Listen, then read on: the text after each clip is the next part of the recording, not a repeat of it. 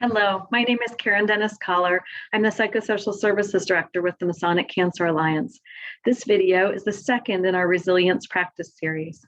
We will work today on learning skills to calm the stress response.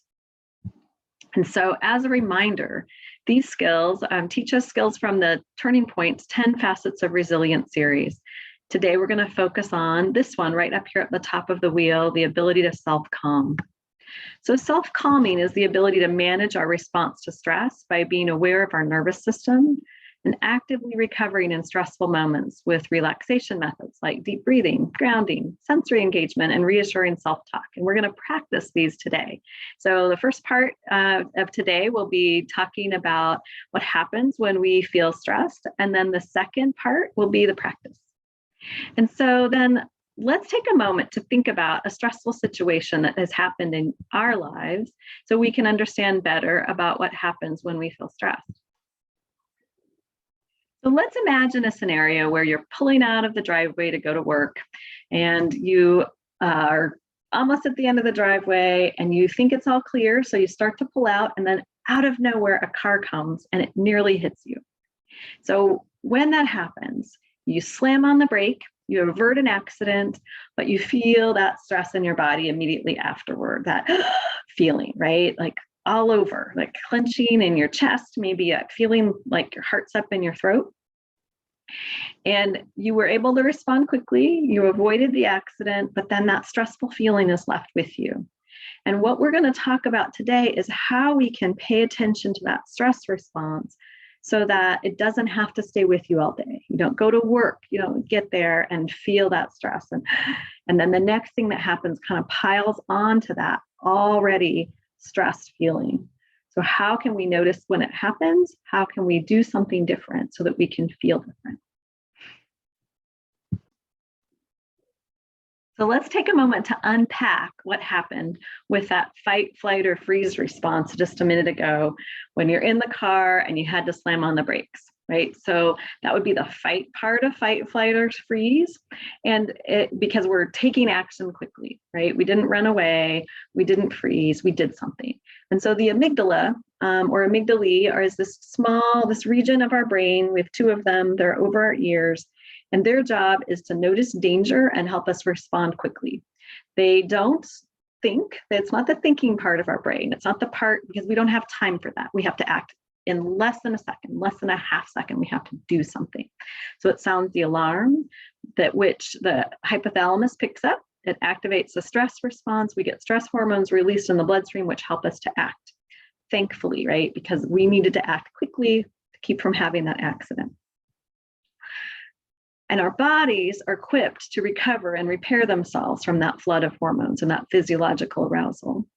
But like we talked about earlier, we have to be aware when we have that arousal so that we can notice if we haven't recovered quickly, right?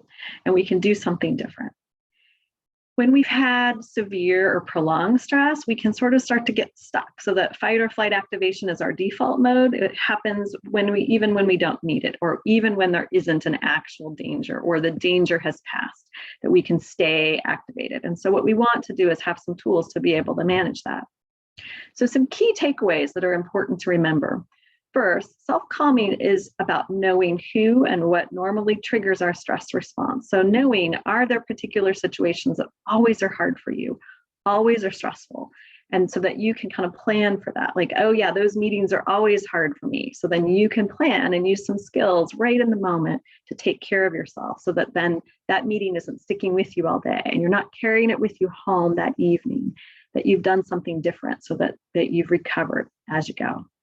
You need to learn where you hold stress and what that feels like so that you can be aware of your body, so that if you're triggered by something that you didn't expect, that you've been aware of what happens and you can notice what's happening, and you can use that awareness as a clue that self-calming tools could be helpful. Everyone's different, so it's important to find a couple of self-calming strategies that work for you and practice them. So we're going to do some practice here in just a moment, and we're going to practice all 5 of these quickly so that you have some tools that you can take with you and you can see which ones are going to work best for you. So as we start, I'd like you to take a moment to just assess your stress level right now. on a 0 to 10 scale. And you might just check in with your body and see, where am I holding stress? Is it compared to where have I held stress in the past? Is it there right now? What does that feel like? So take a moment, ask yourself, 0 to 10 scale, where am I? 0 is not at all, and 10 is the most stress ever. And next, let's take 3 deep breaths together. So there's research that shows that taking 6 to 9 deep breaths a day can help us to lower our stress response. So doing this on a regular basis can help so that you don't stay activated as long, and that you maybe don't even need to use the deep breathing as often when you've had a stressful interaction. So let's take 3 breaths. So put 2 hands, one on your belly, one up on your chest. Notice the sensation, and so allow yourself to expand your belly as you breathe, so your breath can be bigger. Take a breath in through your nose, out long and slow through your mouth, and 2 more.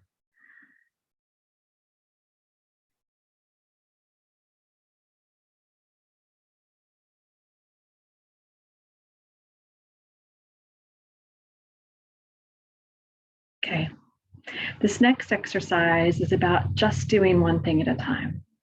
So often our minds are taking us in all kinds of directions when we're feeling stressed. And what we want to be able to do is do just one thing at a time. And so in this case, like I think about if you're in the car holding your steering wheel and you're really feeling your hands there, you're feeling the back of the seat supporting you, maybe you hear sounds outside or on your radio. Right now, I'd like you to do the same. Take just 20 seconds, just be present in your body and just do this one thing. Just be here, present, listening to me, being with your body.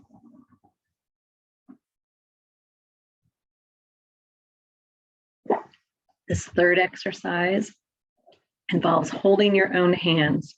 So just like it's comforting for somebody else to hold our hands when we're feeling stressed, we can do this for ourselves with a gentle touch like this. So it's not a ringing, it's not a, oh gosh, there's a lot happening here. It's very calm and soothing.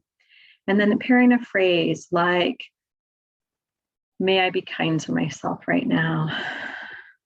May I take care of myself. So take a moment to practice this. And if it's uncomfortable for you to do this, with your hands up here, just hold them down in your lap. If you're in a public space, nobody needs to know what you're doing. But just let yourself feel the warmth that you may feel as you hold your hands. So the researchers, their theory is that we release oxytocin in our brains in the same way that we release oxytocin when we are bonding with someone, when we're connected to someone else. The next exercise is something, a grounding exercise called the 5-4-3-2-1. So this really, again, involves getting in our body, getting connected to our senses, but it's very concrete. I think it can be very helpful when we have thoughts going through our head that are overwhelming, or it feels like we are doing too many things at once. So it's a very concrete practice. So what I want you to do is start by noticing 5 things that you can see and naming them. So just look around your room, name 5 things. And then I want you to name 4 things that you can touch and actually touch them. So notice the texture or the temperature of the things that you touch. So maybe it's your table or the cool of the metal on your chair, the texture of your shirt or your skin. Okay. Next, 3 things that you can hear. So just get quiet and I'll get quiet. So you can just hear the 3 things and name them to yourself. And now 2 things that you can smell. And sometimes this one's a little trickier because it's like, well, wait, what do I have? Maybe there's hand sanitizer, maybe the smell of your detergent that you can notice. And lastly, 1 thing that you can taste. And just like with each of these, I'd like you to take a moment to really taste it. So maybe it's a drink of your coffee or your water, and really taste that as you go, as you drink.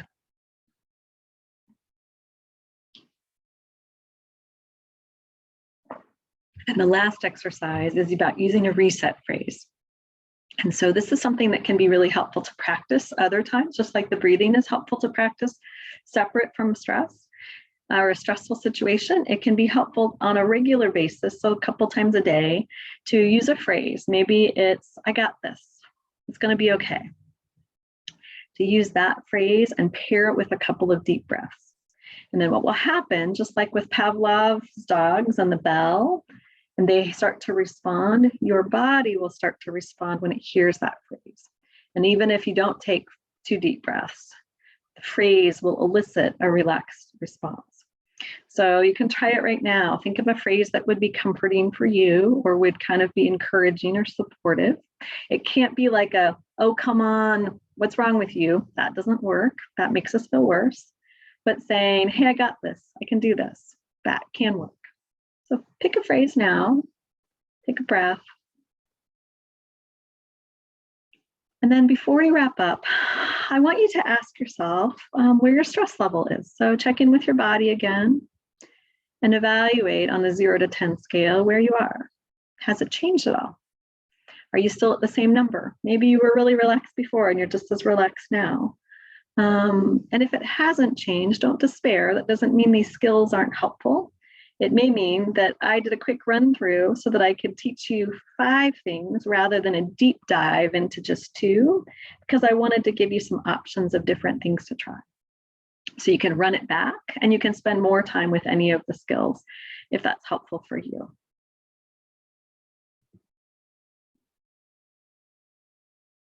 So I've enjoyed spending time with you today. I want to remind you that this series was brought to you through a partnership between Workwell Kansas, Turning Point, and the Masonic Cancer Alliance. These next several slides have information about each of us and ways to contact us if you'd like more information. Have a good day.